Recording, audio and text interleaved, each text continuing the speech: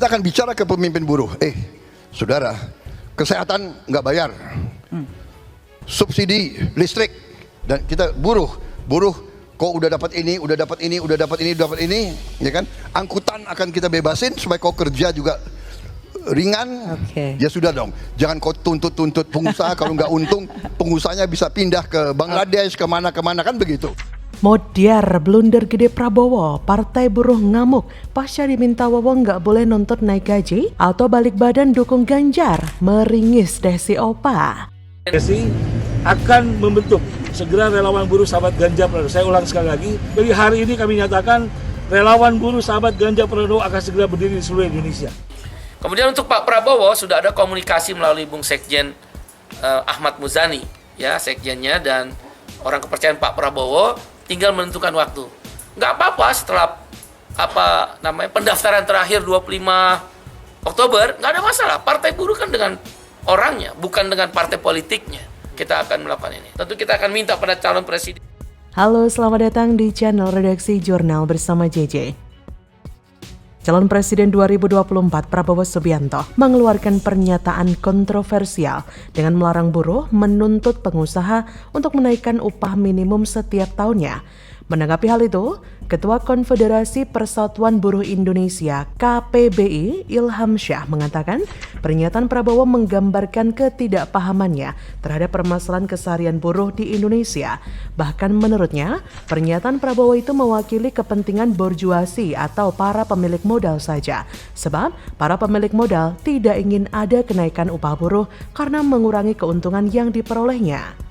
Ilham mengaku bingung, seharusnya calon kepala negara menunjukkan keberpihakannya terhadap mayoritas rakyat Indonesia dan para buruh, karena dalam kerangka bagaimana redistribusi kekayaan bisa adil dan merata, negara dapat meredistribusi kekayaan dengan meningkatkan pajak untuk pengusaha. Selain itu, menurut Ilham, negara bisa mengurangi sedikit keuntungan yang diperoleh pengusaha dengan menaikkan upah buruh. Apalagi pertumbuhan ekonomi Indonesia didongkrak konsumsi rumah tangga yang dipengaruhi besaran upah buruh. Upah yang kecil tentu akan membuat daya beli juga akan semakin rendah. Daya beli rendah akan membuat serapan terhadap konsumsi juga menjadi rendah. Dengan begitu, tentu produktivitas juga akan menurun kalau daya beli tidak ada. Semakin tinggi upah, konsumsi akan semakin tinggi dan secara otomatis juga akan meningkatkan pertumbuhan ekonomi.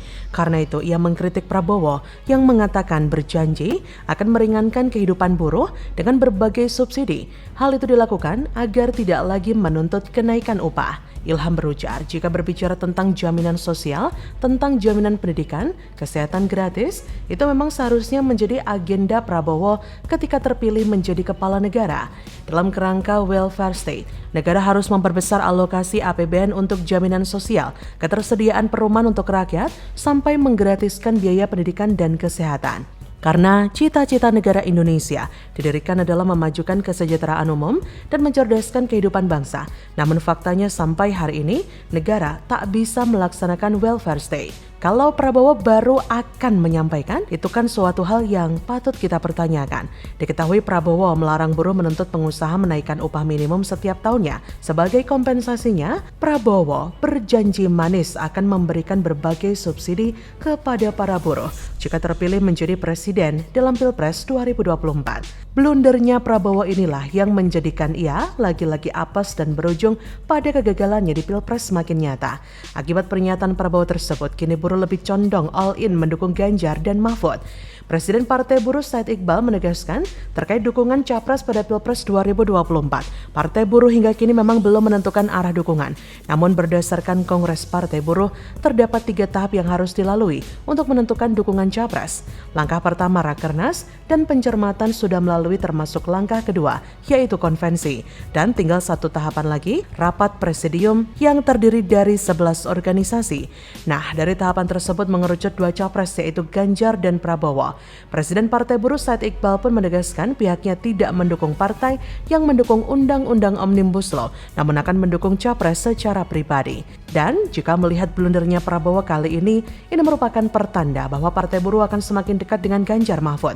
Sebab kelompok buruh sudah kecewa terhadap Prabowo Subianto dan Gerindra yang termasuk di antara partai parlemen yang menyetujui pengesahan Undang-Undang Omnibus Law tentang Cipta Kerja. Bahkan ada satu pernyataan Prabowo yang menurutnya menyakiti hati kalangan pekerja, yaitu klaim bahwa Omnibus Law telah menyerap 80% aspirasi kelompok buruh.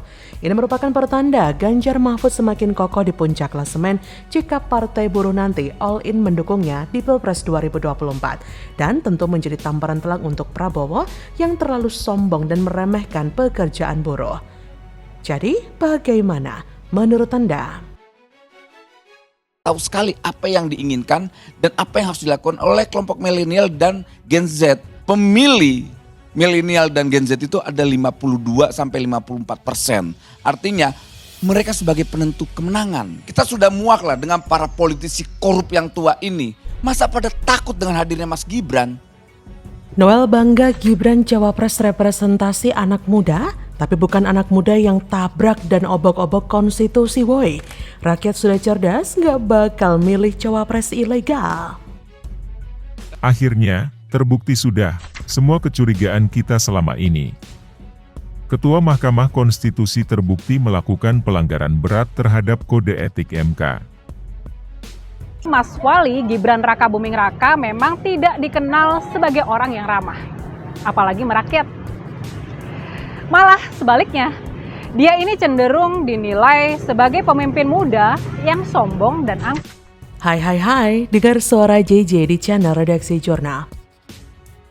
Ketua Relawan Prabowo 08 Mania, Immanuel Ebenezer, menyebut Indonesia lahir dari peran anak muda seperti Soekarno. Bung Karno telah membuktikan anak muda membawa narasi besar dan lompatan bagi bangsa Indonesia. Begitu juga dengan Gibran Raka Buming Raka. Menurut Noel, Gibran akan membawa harapan dan lompatan-lompatan besar untuk bangsa ini seperti bapaknya. Noel menyatakan negara harus mulai mempersiapkan strategi-strategi konkret untuk mencapai Indonesia Emas 2045. Salah satunya dengan memberikan kesempatan generasi milenial untuk tampil dalam politik. Noel menjamin Gibran akan tegak lurus untuk kemajuan bangsa. Ia memastikan Gibran sosok yang tidak korup, apalagi menyalahgunakan kekuasaan seperti para politisi tua. Noel berharap semua pihak yang mengikuti kontestasi Pilpres agar memberikan narasi-narasi besar dan gagasannya sendiri yang akan diimplementasikan ke dalam program-program yang akan dijalankan apabila kelak terpilih. Memang benar dan sepakat dengan Noel bahwa anak muda sangat berperan besar dalam membawa Indonesia menuju yang lebih baik. Tapi perlu diingat bahwa anak muda yang dimaksud tidak menggunakan kepentingan tertentu, menabrak dan mengobok-ngobok konstitusi untuk meraih kursi kekuasaan. Anak muda yang bisa merubah dan membawa bangsa ini menjadi bangsa yang besar adalah anak muda yang tidak licik, tidak memanfaatkan kekuasaan keluarganya, menabrak aturan, dan lain sebagainya. Jika Gibran disejajarkan dengan Bung Karno, maka melihat realitas saat ini sangatlah jauh. Nggak sudi juga memilih orang yang seperti itu. Terlebih di situ ada Noel pula. Justru saat ini anak muda begitu muak melihat bagaimana adanya praktek-praktek orang dalam di dalam melamar kerja dan mendapat kepercayaan dari pimpinan. Saya kira ini sudah menjadi barang umum bahwasanya pekerja-pekerja di kantor tidak suka dengan privilege orang dalam yang boleh-boleh saja menggantikan posisi mereka yang sudah bekerja lama beberapa tahun. Hal ini terjadi pula di perpolitikan negara Indonesia karena ada orang dalam yang pakai jalur om-om untuk melanggengkan kekuasaan bapaknya. Bukannya bersanding dengan orang baik, dia malah bersanding dengan penjahat hak asasi manusia. Generasi Z tentu paham mengenai konstitusi dan betapa toksiknya orang dalam tersebut. Menjadi racun bagi peradaban manusia dan lebih lagi menjadi sampah peradaban yang menggunakan jalur orang dalam dan yang merugikan orang lain. Anak-anak muda seharusnya paham bahwa keberadaan orang dalam yang kurang ajar ini seharusnya segera dihentikan.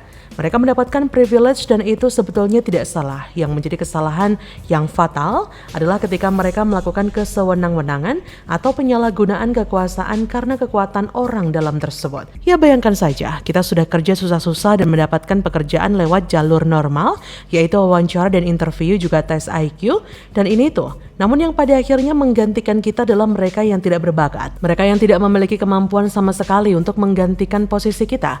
Sudah waktunya memang negara ini dipimpin oleh Ganjar Pranowo dan Mahfud MD ketimbang orang-orang yang tidak becus kerja, yang memanfaatkan privilege, memanfaatkan omnya, dan melanggar konstitusi untuk berkuasa. Jadi, bagaimana menurut Anda?